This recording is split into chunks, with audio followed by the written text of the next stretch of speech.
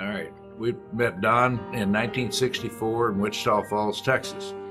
And after a brisk tennis game, we had dinner with him. And I got a surprise in my life. I was not a believer, but after dinner, I was looking at a wonderful cake that I thought I was going to get a piece of. Uh, and while we were waiting on a second cup of coffee, Don just kind of clapped his hands. Well, we better get this thing cleaned up. It's time for Bible study. And I just remember him saying, "Oh, that's okay. It's casual." And I said, "Well, we didn't bring a Bible." And he said, "I'll give you a Bible."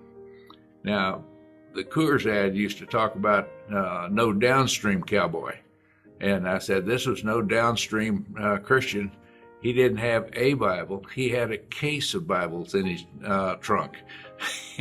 He gave me a big study Bible, King James and everything. That really helped. But then we went to probably my first Bible study in my life with this group of guys. We learned later about 10 evangelists like Don at the same study. And so it was a good time. It was a good time to be with them. And of course, later on, he asked me, he said, "Well, Jack, have you given your life to Christ yet?" And I said, "Well, I don't think I know enough to give my life to Christ." And he said, "Well, give all that you have to all that you understand." And I said, "Well, that's not much." And he said, "It's enough." So that's good.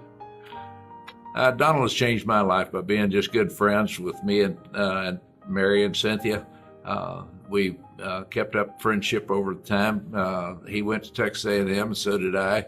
He was a sure enough cowboy, and I always wanted to be because I worked on ranches out in New Mexico, but nothing to the extent that Don rodeoed and cowboyed.